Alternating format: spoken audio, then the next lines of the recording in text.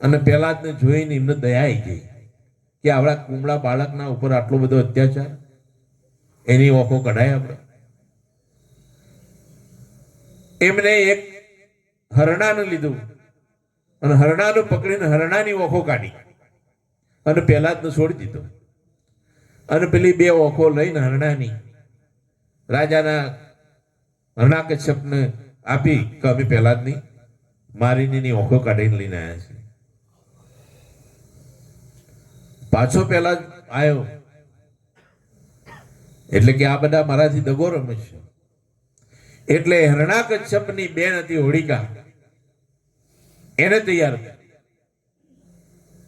એ કે હું મને પરમાત્માની ભગવાને વરદાન આપેલું છે, પોમરી આપેલી છે, અગન પછેડો જેને કહેવાય કે જે ઓઢીને હું બેસું તો અગ્નિ મને કશું કરી શકાય. તમે જુઓ એની પાછળ કેટલા માણસો પડી ગયા છે એક રામ નામ ના લેવા દેવા માટે.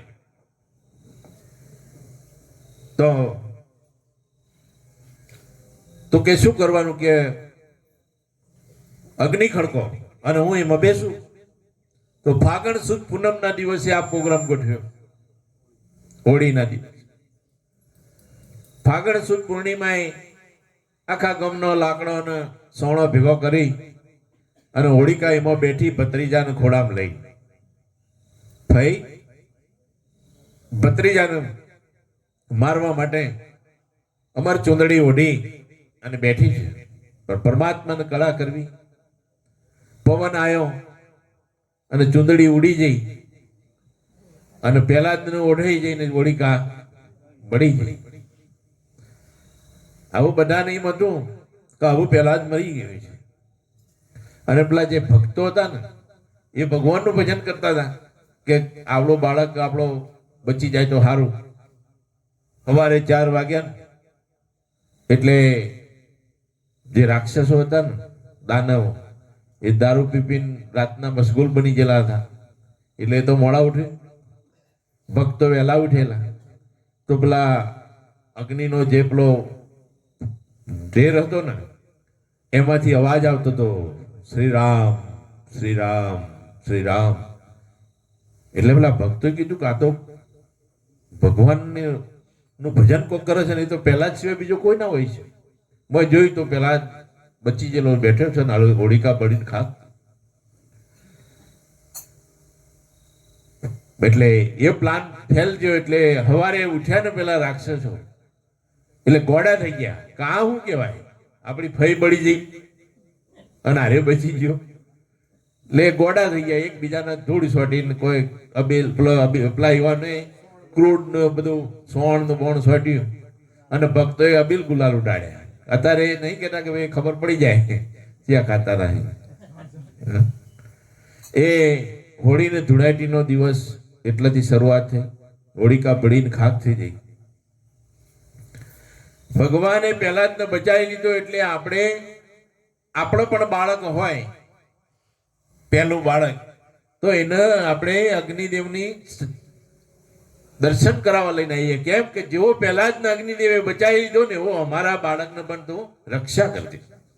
પણ આપણાને આ વાતની ખબર નહીં. એટલે કે હોળીમાનો દર્શન કરવા, હોળીમાનો નહીં પણ અગ્નિદેવને જેને પહેલા જ બચાવ્યો હતો એ અગ્નિદેવને આપણે પહેલા જ બદલામાં અત્યારે જે આપણા બાળકના બદલામાં એને શ્રીફળ આપીએ છીએ, એક ભોગ આપીએ છીએ આપણે અને એને દર્શન કરવા જઈએ છીએ અને ધોણી રૂપી એને ફૂલોથી વધાવીએ છીએ આપણે.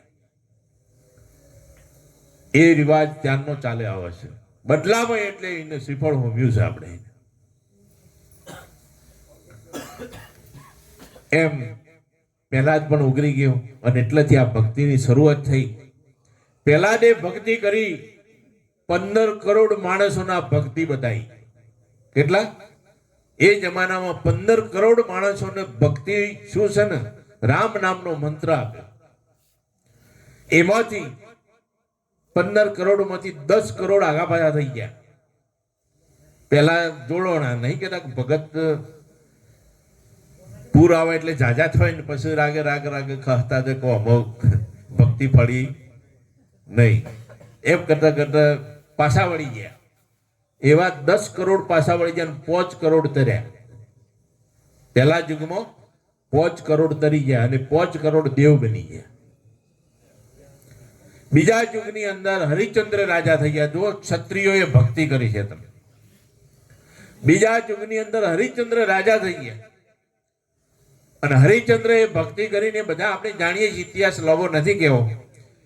હરિચંદ્ર રાજા હતા પણ વિશ્વામિત્રએ એમની પરીક્ષા કરી સતની. સતના માર્ગે ચાલવાથી કેટલું બધી તકલીફ પડે છે ને એ આપણને બતાવે છે. હરિચંદ્ર સત્યવાદી હતા અને સત્યવાદીનું પારખું લેવા માટે વિશ્વામિત્રએ બધો ખેલ રચાયો અને એ અયોધ્યા નગરીનો રાજા હતો.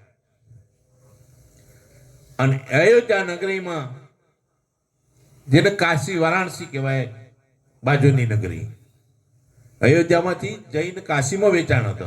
મૂળ એમનું વતન અયોધ્યા નગરી. જ્યારે રાજ હતું ને એ ગુરુ અમને ગુરુ કરાયા કે ભાઈ વિશ્વામિત્રનું ગુરુ ધારણ કર્યા. ગુરુ દક્ષિણાની અંદર તો આપણે નહીં કહેતા ગુરુ મહારાજના ચરણે જે તન મન ધન શીશ સદગુરુને અર્પણ. એટલે વિશ્વામિત્રએ આ બધું તન મન ધન શીશ સદગુરુને અર્પણ કરાયું. એટલે બધું એનો સંકલ્પ કરાવીને લઈ લીધું કે હવે તારું શું, હવે કે તું દક્ષિણા. અને દક્ષિણા આલવા માટે ઓના પાસે તો કોઈ વધ્યું જ નતું. એમને તો પહેલા તો ઓર્ડર કર્યો કે ભાઈ સવા એ સોનાનું દાન આપવાનું હતું ગુરુજીને. તો સૈનિકોને ઓર્ડર કર્યો કે ભાઈ આપણા હીરા મોતીને ઝવેરાત લાવો અને ગુરુ મહારાજને દક્ષિણા આપો. એટલે વિશ્વામિત્રએ કીધું એમ કરવું છે, એ તો બધું મારું છે, હવે તારું શું, તે તો મને આપી દીધું છે, હવે તારી જે દક્ષિણા બાકી રહી છે એ આપવા માટે. એટલે હરિશ્ચંદ્રને થયું કે હવે તો આ તો મેં બધું ગુરુ મહારાજને આપી દીધું છે, હવે મારું તો કોઈ રહ્યું નહીં. એ દક્ષિણા આપવા માટે પહેરા લુગડે અયોધ્યા નગરી છોડી દઈ હરિશ્ચંદ્ર રાજા કાશીનગરમાં જાય. કાશીનગરમાં જઈ અને જેમના રાણી સાહેબા હતા, જેને તારામતી નામ હતું, એ તારામતીને વેચવા નીકળે પણ એમને કોઈ લેવા વાળું મળ્યું.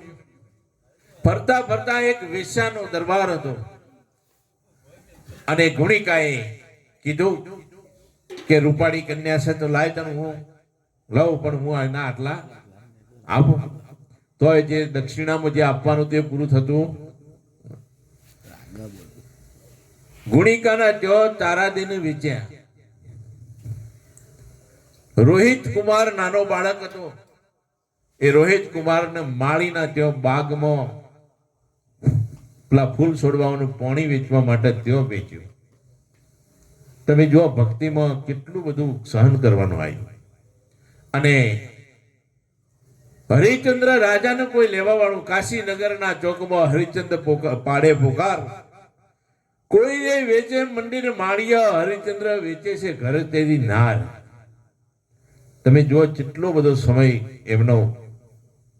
અને એમ કરતા કરતા હરિચંદ્રને લેવા વાળો એક રૂખી ભંગી એ આગળ આવ્યો કે જો તમારે નોકરી રહેવું હોય ને તો મારે શમશાનની તમારે ચોકી કરવાનું. તો હરિચંદ્ર રાજા રૂખીના ઓગણે વેચાણા. તમે વિચાર કરો, કયો રાજા અને ભંગીના ઘેર વેચાવા વખત આવી છે, રાણી અને જેને એક વેસાના ઘેર વેચાવા વખત આવી છે. આપણે ભક્તિ આવી કરીએ? આ સતના કારણે વેચાણા. એમાં પણ એટલેથી નહીં, કહાની એટલી બધી લોબી છે ને સાહેબ. એમાં વેચાણા તો ખરા પણ એમાં પરીક્ષા લે કે હરિચંદ્ર રાજા પાણી ભરવા જાય છે. પેલા ભંગીને રૂખીને જઈને વિશ્વામિત્રએ ચડાયો અને એમ કે સ્મશાનમાં આપણે એના માટે પાણી લાય. તો ઘડો લઈને પાણી લેવા જાય છે, નદીમાં ઘડો ભરવા જાય છે, એટલે વિશ્વામિત્ર એમાં દેડકો બનીને જાય છે અને 3 ભૂમિનો ભાર એમાં મૂકી દે છે. હવે આ ઘડો ઉપડે કેમ કરીને બોલો? 3 ભૂમિનો ભાર. એટલે આ રોહિત કુમારને પણ એ બહુ રાજાનો કુમારનો સતવાદીનો દીકરો છે, એને ચાડી ખાધી. જે ઘડુલો છે ને એને ખંગાળીને ભરો, ખાલી કરીને ફેરથી ભરો. એટલે હરિશ્ચંદ્ર રાજાએ સૈનિકો જ્યાં એટલે પેલો દેડકો તો બહાર નીકળી ગયો ને પાછું પાણી